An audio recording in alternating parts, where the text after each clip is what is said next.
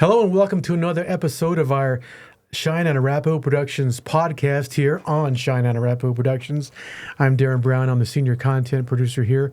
And today with me I have Albert Oldcrow, who is the, let's just say fairly newly elected Tribal Council Coordinator of the Cheyenne and Arapaho Tribe. Thanks for being here, sir.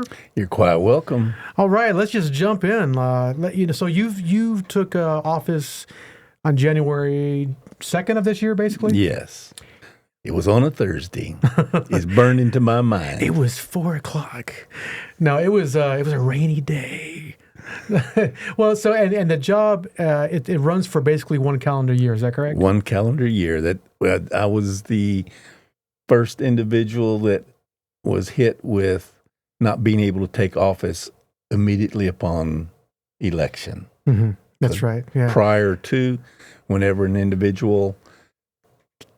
The results were given, they assumed office there on the spot.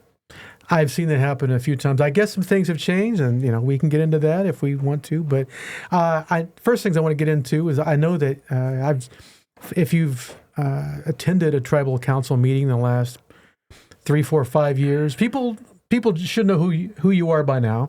I know I've certainly seen you out there doing your thing. I think you've run the meetings a couple times, right? Several times I've been fortunate, honored to chair the meeting. Yeah, chair the meeting. I couldn't think of the word. There it is. And that in itself can be itself a job, right? That is quite a task. The first year or two that I did that, it was whenever there was a lot of dissension. People were yelling and arguing and going back and forth, and I had to step up and say, look, we're Cheyenne and Arapaho people. Let's be nice to each other. And you're also fighting the clock because I know that in years past there have been, I look at it, I'm like, man, there's a lot of resolutions here. I don't know if we're going to get through half of them. But it's happened in the past few years. We've gotten through them. That's something that I didn't see happening. It took me about 4 years of chairing the meeting to figure out that when we took a lunch break, that we lost quorum. Happened many times, yeah. As chairperson, I said, we are going to work through lunch. Those of you that pass out, we'll give you CPR and wake you up before the end of the meeting. Well, so I have to ask, what made you want to become Tribal Council Coordinator, sir? Just the fact that I believe there needed to be more transparency. There needed to be accountability, and thought I could possibly do a good job. So now we're in going on 4 months in. We're How you feel about it so far? Approaching the 4th month. How's it feel? So far, it feels great. I have great support. Ramona Talbert is fantastic. She has shown me a lot. She has prior experience in being tribal council coordinator assistant. And without her, I would be lost. I would just be sitting in my closet. I call it my closet because it's a very small opening in the wall. And I would just be sitting in there wondering, what can I do next? It's because we look at a copy of the actual the requirements here, and I think that maybe not everyone knows what all is involved. There are some criteria you have to meet, and we won't get into all that. But I know that, like I said, I met you some years ago when you were you were chairing the meeting, and I wanted to get into. Well, you know what I should have done at the beginning. As Native people, we're supposed to introduce ourselves, and for people who don't know you, don't know who exactly you are, tell us about you, where you're from, who your people are, and all that good stuff, Albert. Okay, I'll do my same intro that I do on my radio station. Uh-oh. We got time for this? No, all I say is that my name is Albert Oldcrow, come to you from the Cheyenne and Arapaho tribe, and that I am originally from Hammond, Oklahoma. Graduated high school in 1973 and graduated college from the University of Central Oklahoma in 1980. Been in Dallas since 1987. Went down there to work for a truck driving school with no truck driving experience. Ended up running the place. And most recently, retired or quit Head Start of Greater Dallas. I'd been there since 2003 to take this position. And so some people look at it and think, well, that's a little bit of I mean, it sounds like you had a good thing going down there. And yes. I mean, some people might call that a sacrifice. I got to ask you why. Why would you do that? Because of the challenge. I like challenges. From my athletic days, somebody saying, "Oh, you can't do that." Watch. Hold my beer. And so, initially, I was planning on working there at Head Start until I was about 75. I'm 70 years old. I was working another 4 or 5 years. Recently applied for my Social Security benefits. Got approved for that. Have received my first checks, and I like that, double dipping. And so it being available to put my hat into the ring and run for this position, it worked out real well. Previously, I had overseen the selection of tribal council coordinator, and the voting differential between first and second place had usually been between 10 and 20 votes. This past year, the second individual that had votes closest to me was 85 votes away. So a lot of people had been paying attention, and they thought I could do a job.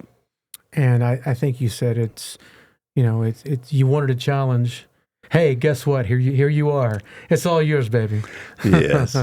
Yeah, most definitely. And with Ramona's experience of you should go here, you should attend this meeting, you should do this meeting, I have made those meetings, made myself known that I was in the audience, up at the table, however you want to put it. And they have accepted me. Some have even asked questions of me. Some just been welcoming. So that's a huge thing to me. Well, let's talk about if someone said, Albert, what to you? I mean, obviously, with this job, there's probably a number of things, and you're thinking, I like to do this, and that's how I think too. I want to do this and this and this, but then, what to you though? What is the one thing that you really want to accomplish in this position? I would have to say to make the position more accessible to the people through the coordinator's efforts and actions. All right. Well, let's get into that. I know that we've spoken with you very recently. You contacted us about putting together a kind of an explainer video about resolutions. So, from my outside observation, it's a thing where I kind of say you can't. What's the saying? It's like if you can't really watch the game if you don't know who the players are. You got to have a scorecard or something like that. I forget how the saying goes. But when it comes to resolutions, there's a whole process involved, and I think that for people who may not realize it, it's like because I've been to a number of councils where there are a lot of resolutions, and I think, man, there's no way we're going to get all these. But what happens at the tribal council meeting is like they get stricken. And people will say, who wrote this? Come up, and no one comes up. Or things, the same things happen. And so I think in the past there have been a lot of procedural issues regarding the resolutions. Is that kind of what you're trying to do with these explainers and stuff?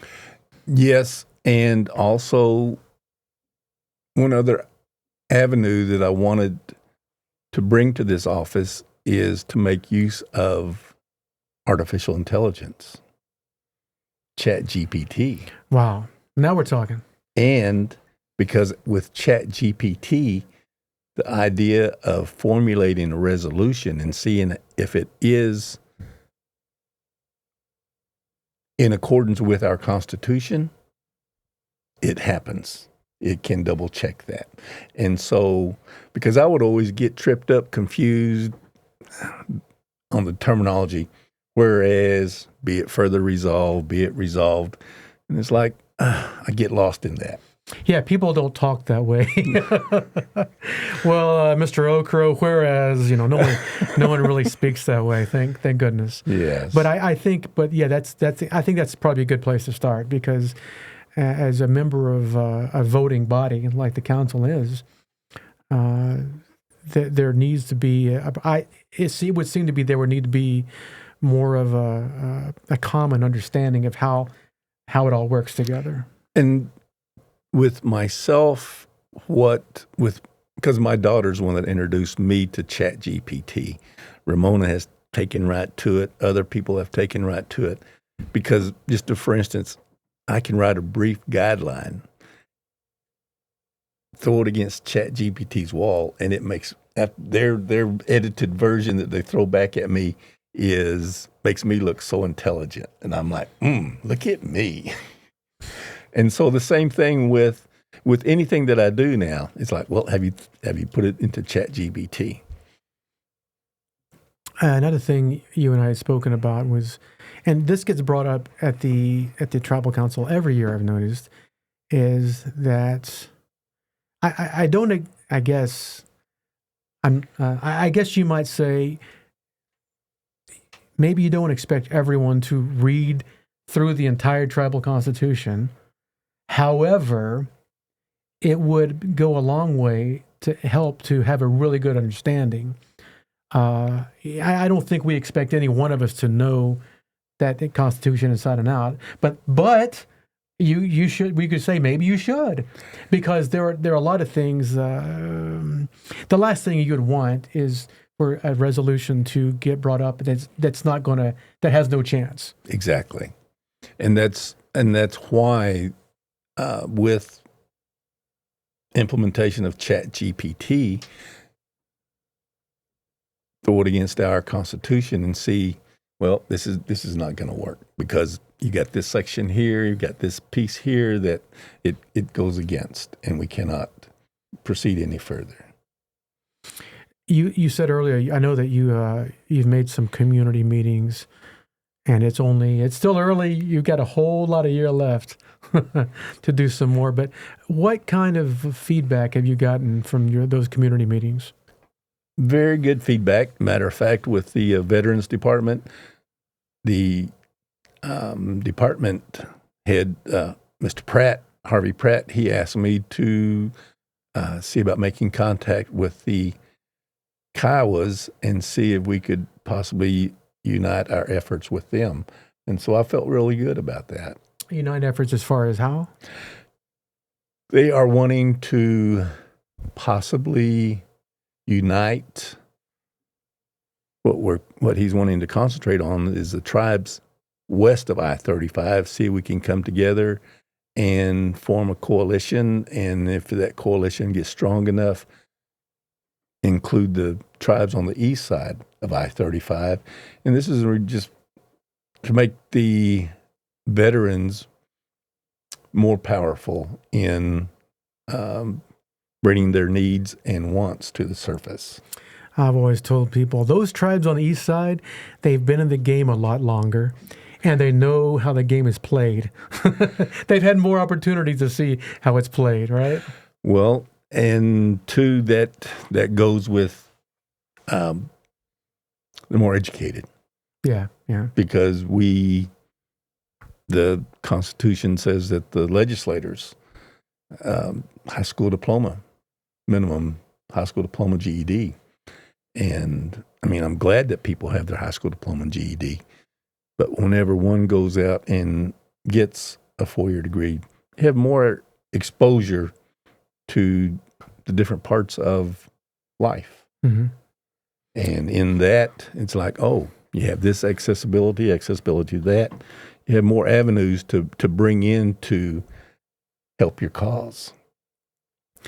We talked about community meetings, and I asked, what kind of. It sounds like you've gotten a lot of positive feedback, but I would assume that there has been some negative feedback, and maybe I'm wrong. Maybe I'm just asking, how's that going? Not yet.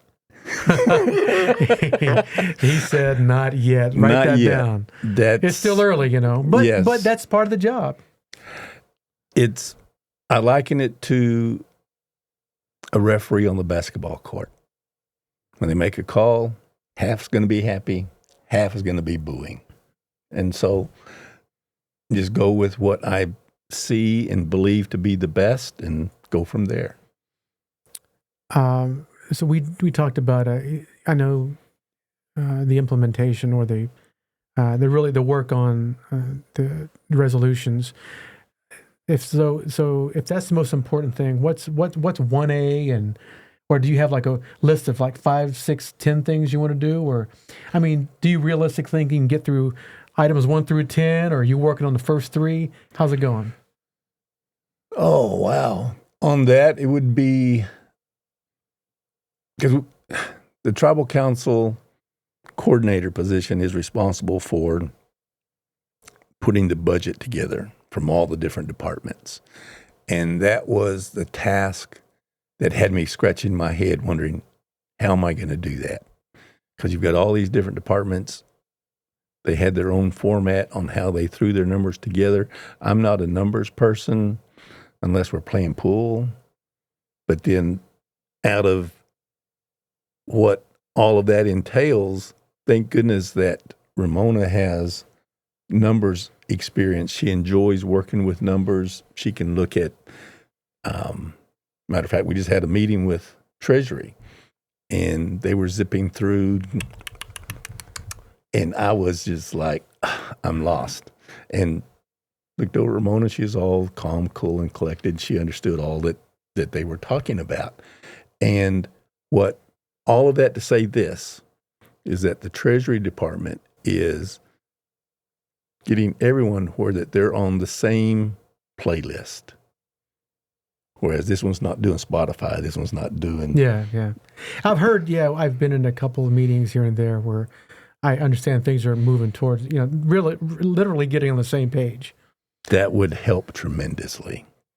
That way, when it comes time to formulate, send it to the printer, it's no problem. All right. Well, what else you got? Oh, the other thing that would be, well, that was the main thing right there. Was just the budget. Everything else, I've got what I believe to be a strong enough mind where that can handle whatever's thrown in front of me. Just like deal with going to Denver March. Had no experience in that. Said, think I'll give it a shot, and was able to do all of that, visit with you all a few times, and great visits with you, as a matter of fact. I want to commend you on that. Yeah, thanks. Yeah, because you and Hawk, you made me feel comfortable, and I really appreciated that. Thanks, sir. Yes. I know that you mentioned, and you touched on just a little bit earlier, and like I said, I've been with the tribes now for 13 years, and I haven't been a tribal council all 13 of those. I know, however, I've been to enough and seen. I have seen the dissension that you mentioned a little bit earlier, and really in past years, it has calmed down quite a bit.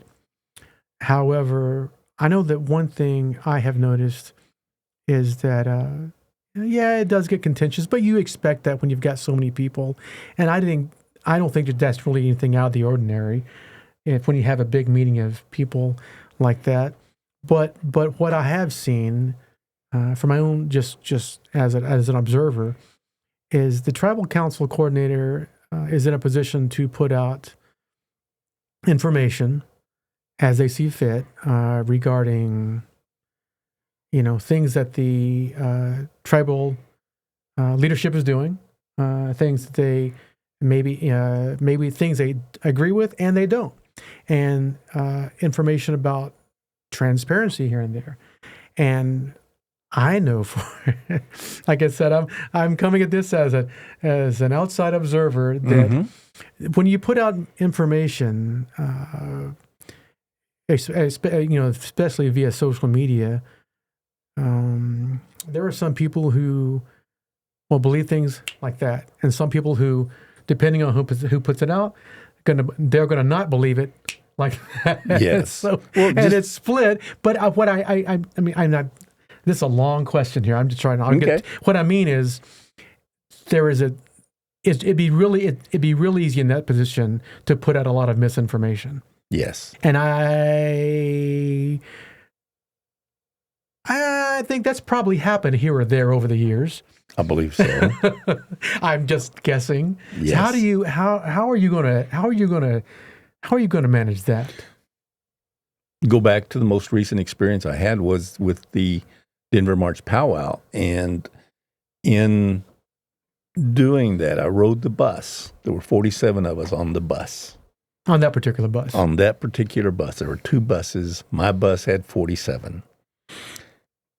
And on the bus, and once we got to Colorado and interacting with elders, and when it was mentioned, I did not pry, did not probe.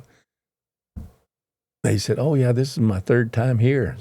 Oh, okay, 3 years in a row. Oh yeah. I'm like, okay. That has been a point of contention for a lot of people. And so when I get back and I'm doing my Denver March Powwow recap, and it's like, do I mention that or not?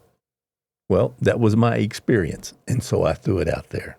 And that opened another can of worms. I'm sure it did. And look, that's, we don't have time to get into that, but that should be, in my opinion, my humble opinion, that should be discussed, and that probably shouldn't happen. But I'm not in this. I'm not in this argument. Yeah, you don't have a dog in the fight. Yeah. Yes. But let's get into more of that. There's going to be a lot of times when anything you say, there's going to be a ton of people who agree and a ton of people who don't disagree. How are you going to handle that? And I'm okay with that. And it's like, well, that's my experience. That's the way I've seen it. If you were in my position, you may see it differently. And leave it at that. Mm-hmm. That way I don't lose any sleep over it. But you do understand things that go out on social media. People quickly form opinions. Oh, yes. Of not only not just that person, but it could be of everything that person represents. Well, and then two, on social media, a lot of people on social media right now don't know who Paul Harvey is. Yeah, I grew up with Paul Harvey, and he would always say, "That's the way it is." No, that's the rest of the story. That's the rest of the story. Not everybody tells the whole story. They give just enough. It's about like whenever I got caught in high school doing something, I would give just enough information to where it made me look good until the rest of the story came out, and then I had egg on my face. Mm-hmm. Thank goodness my athletic ability allowed me the opportunity to escape a lot of that. They overlooked a lot of stuff like that. And so out of that, this thing of social media, I don't engage and get into arguments on that. Yeah, I believe, this is just me, but I personally believe that you can only put out the truth as you know it, as I see it, yes. The truth that you've worked on getting. You can't, as a news for all those years, and you can't just go with one source. You want to get a couple or three, ideally. Get it first, but get it right. Yes. Well, and then two, this is I attend 12-step meetings, and on that I said we each have our own truth. And I'll usually pull out a dollar bill, and I'll say, describe what's on this dollar bill. They will describe one side of the dollar bill. I will describe the other side. We're different, but it's the same dollar bill. It's the same with truth as you see it, as I see it. It's what you see. And I can't fault you for what you see. Oh, no, your side's wrong. No. And so that helps me in not getting in the muck of things. I think that's probably the best thing. I mean, with any sort of situation, any kind of when you're dealing with social media, like I said, I put stuff on my personal page. If you don't like it, I don't care. It's my personal page. What I'm not going to do is engage you on it. I'll just delete somebody. I'll just delete people. One click and there gone. Yeah, I don't want to. I don't. James Brown had a song like that, said, "Papa, don't take no mess." I ain't got time for that mess, Albert. Yes. So I'm glad to hear that you had this job where was one of the things where it's just going to be kind of controversial because that position has historically been that way. Yes. But you accepted that coming in. Yes. I'm not going to cry around, oh, no, why they treat me like this? Hey, I volunteered for it. I put my neck in the noose, and I'm okay with that. Well, let me ask you this. So along those lines, is there something different that you want to do with this position that maybe hasn't been done before? Or, I mean, obviously everybody wants to put their own spin on it, their own stamp on it. What do you plan on doing? I was prodded by my daughter. She's heavy into IT, to where that from now on, each tribal council coordinator has certain duties and responsibilities that takes place throughout the year. That way there is accountability. If the coordinator does not do that, then come re-election time, it's like, hey, you didn't meet up with what is laid out here. Because on this, see, I can look at loopholes and find loopholes. This right here, I could do this from across the world. But I chose to come into the office every day, be visible, be accessible, for tribal members to come in and say, hello, what in the blank are you doing? Things like that. Because right now, whenever we get to end of my term, say I'm not voted back in, the new person could essentially work from home, not ever come in, not be visible, pretty much not take care of the job, what I believe should be a job. You said, I've noticed it, number of times I've seen I was going to say I've seen your name in the paper. Yeah, police blotter. No. I was going to say, it's been many years since that's happened. What I meant to say was in the Cheyenne and Arapaho Tribal Tribune, there's been a couple articles, maybe things you wrote about something, and it puts out all your information in your personal cell. I'm like, okay, hey man, good for you. Well, that's not personal cell. That's tribal cell. Okay, well, no, that only comes up at the truck stop. Well, if people want that one, what is that number, by the way? No, I guess what I'm asking is how much of that. How many people do come and see you or find you or call you? For right now, less than, I can count them all on one hand. Why do you think that is? Maybe I'm doing such a great job. Okay, let's flip that. I have no idea. But let me ask you this. Of those few people, how's that gone? It's gone real well. Really? Yes. Did they ask you the tough questions? No. They just step in and say, hey, I would say hello. Now see, and here's one thing. There are a lot of keyboard warriors out there. Yes, there are. You know? Yes, there are. People who would say things online who would never say that to your face. And it's happened to all of us. It just happened to all of us. It is. It's, and I get it.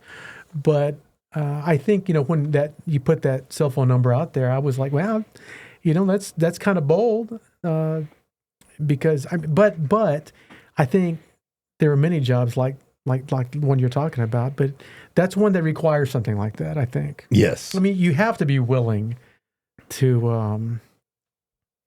Well, for instance, we made the decision to do what we call listening sessions, and we did that during the day, like around noon, sometimes in the afternoon. Not much participation, and so out of that, we made the decision to have it in the evenings. When more people have, and they're not at work, yeah. Those that are working have an opportunity to do what they got to do, and then make their way to the meeting. Even just to say hello, at least being able to see a face where it becomes common, not intimidating of, oh, I wonder what he's up to. Mm-hmm. No, it's nothing like that. It's like, hey, if you have any questions, if I can help you write a resolution, I know ChatGPT, and we can get it done. Mm-hmm. And so out of that, I'm hoping, because we've already done one session of going to all the communities with ERC buildings. The month of April, we're going to hit them again. Mm-hmm. In the evening time. Oh, okay, so you're starting those evening ones. Okay. Well, I can see how I would think it'll be a different crowd. I mean, and it may be better. Hopefully. The most we had were, I think we had 6 people at Clinton. Okay. Hammond was second with 4. And then I had some say, well, you don't do anything till at least 4 o'clock in the afternoon because they're not awake yet. And I'm like, what? Well, we're getting towards the end of this, but I wanted to let you give you one more thing to kind of talk to the people who you want, your tribal members here. Just what do you want them to know, and what do you hope that they take upon themselves to get out of this whole tribal council thing? Because it really, it's not an elected body, and it's kind of unique that way. Yes. The takeaway that I would have is come and ask. If you have any question, if I don't know the answer, we'll find Ramona. We'll find Ramona. Where is she? Yes. Because like I said, she's had experience in this before, mm-hmm. and been very helpful, but also say they have something with elder care, say they have something with the Hope program. I can say, come on, let's go and talk. Mm-hmm. And hopefully we can come to some resolution. And main thing is to not be unapproachable. That's my main thing, is to always be available any way that I can. And the only way I can be available is being in office, publish telephone numbers, publish my email so that people can make contact. Well, like I said, we mentioned you're just a few months in here and got a little while ago, and it was a challenge to begin with, so I'm sure that it will remain a challenge. And yes. I want to see what this guy looks like after tribal council in October. I went to my person that trims my hair, mm-hmm. gets it off my neckline, and she says, "What are you doing different?